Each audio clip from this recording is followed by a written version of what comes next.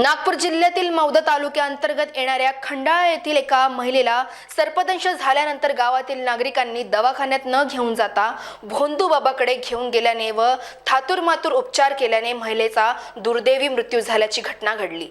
प्राप्त माहितीनुसार Mauda police station हद्दीतील खंडाळा येथील रहिवासी कल्पना विजय बोंद्रे वय 41 वर्ष यांना अतिविषारी घुण सापाने दंश केला होता। नातेवाईकांनी महिलेला पुढील उपचारासाठी दवाखान्यात न नेता गावातील भोंदू बाबाकडे घेऊन गेले। त्यांनी जडीबुटी लेप लावून थातुरमातुर उपचार करून घरी पाठवले। मात्र पहाटेच्या सुमारास अचानक महिलेच्या प्रकृतीत बिघड होऊ लागल्याने तिला उपजिल्हा रुग्णालय रामटेक येथे नेण्यात आले। मात्र दवाखान्यात घेऊन जात असताना वाटेतच त्यांचा मृत्यू झाला। सर्पदंश झालेल्या व्यक्तीला प्रथमतः दवाखान्यात घेऊन जावे याकरिता सर्पमित्र प्रत्येक वेळी जनजागृती करीत असतात। मात्र ग्रामीण भागात या जनजागृतीचा कुठलाही परिणाम होताना दिसून येत नाही। वाईल्ड चॅलेंजर ऑर्गनायझेशनचे अध्यक्ष व सर्पमित्र राहुल कोठेकर यांनी महिलेचा मृत्यू कुटुंबांच्या आणि भोंदू बाबाच्या चुकीमुळे झाल्याचा आरोप करीत त्यांच्यावर गुन्हा दाखल करण्याची मागणी केली आहे। या अगोदर देखील अशा भोंदू बाबांवर कारवाई करण्यासाठी माननीय जिल्हाधिकारी व पोलीस प्रशासनाला निवेदन देऊनही कुठलीही कारवाई होत नसल्याचा आरोप राहुल कोठेकर यांनी केला आहे।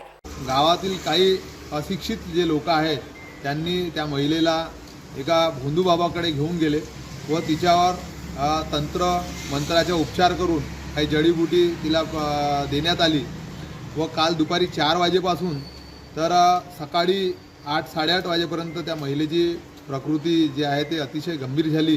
त्या भोंदू बाबाने सांगितले की तिला कोणत्याही हॉस्पिटलमध्ये नेण्याची गरज नाही, ती आपोआप सुधरून जाईल, दुरुस्त होऊन जाईल व सापाच्या विषाच्या तिच्या शरीरावर कोणताही असर होणार नाही।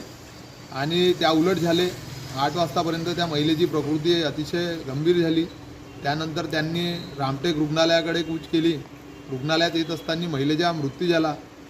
अनेकदा प्रशासनाला आमच्या संस्थेच्या माध्यमातून निवेदनसुद्धा देण्यात आले आहे। ज्या भोंदू बाबाकडे त्या महिलेला घेऊन गेले होते त्याच भोंदू बाबाकडे याच्या अगोदरसुद्धा 2 महिलांचा मृत्यू झालेला आहे। अनेकदा तक्रार केली असूनसुद्धा प्रशासनाने अजूनपर्यंत त्यांच्यावर कोणतीही कारवाई केली नाही आहे।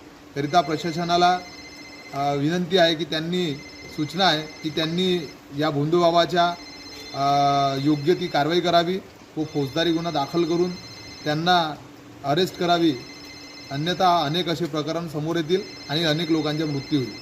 महान्यूज 7 साठी प्रतिनिधी पंकज चौधरी, रामटेक, नागपुर।